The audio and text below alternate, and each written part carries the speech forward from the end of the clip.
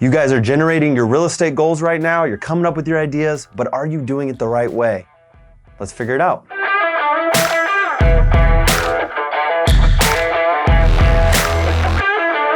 So we're talking about real estate goals and how to do it properly, accurately, to be the most efficient.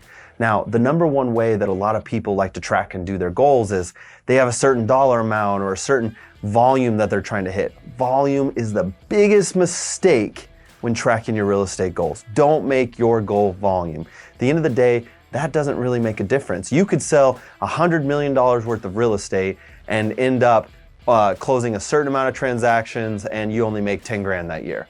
It's plausible, it can happen. At the end of the day, you need to make your goal income specific. Something we do here on the team is every single time you make a goal, it's always got to be income specific because of the fact that it's going to bring in other factors that you're not tracking.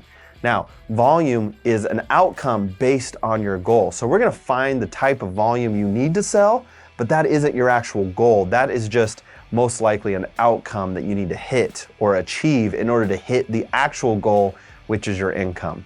The other big thing that you need to base it and break it down to on a very small scale, something that you can track, manage, see, and really break down on a level that you can follow and track. So this is why we use contracts. Contracts are very specific to goal needs, and it lets you map out your entire year by month, by week, by day, etc. So we use contract goal setting to determine the type of income needed. So now when you're breaking it down, figure out that income goal, whatever that's going to be. But you need to do a little bit of research behind the scenes to figure out what your actual income is going to be. One of those being, you need to figure out how much money you make on average per deal.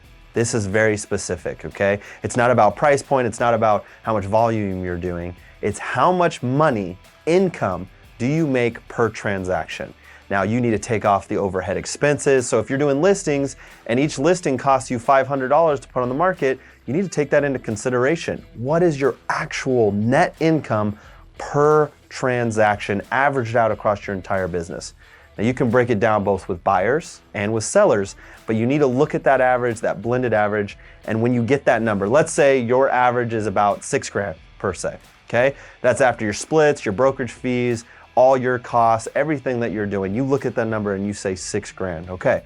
And if you wanna make 100 grand that year, you're gonna take that 100 grand, you're gonna divide it by 6 grand, and that's gonna give you your contract number to hit your goal because you know that that's your net, and that's the contract number that you hit based on last year's average. Now, the beauty of a growing market is that every year it should get a little easier. You can have your projections hit because if price points continue to climb and the price of the houses appreciate, then it's gonna be just that much easier. That number of the amount of money you net per transaction should slightly rise each and every year and help you hit your goals a little bit easier. But by doing it that way, you're able to actually track and manage. So now once you have that total number of transactions you're trying to hit, break that down. Divide that by 12, all right? And when you divide that by 12, it's gonna give you how many contracts do you have to close per month? And from there, you can break down appointments held, appointments set, contracts signed, all the other tendencies of that. And if you want, reach back out, look at one of our previous videos where we actually give you the exact percentage breakdown of how to break down your contracts all the way from start to finish so you know how many real estate conversations you need based on your goal. And we give you that formula, but what's really important here today, make sure you're tracking your goal based on contracts and make sure your actual goal isn't a number to hit or achieve in real estate, but it's the income that you want to produce. We'll see you guys next time.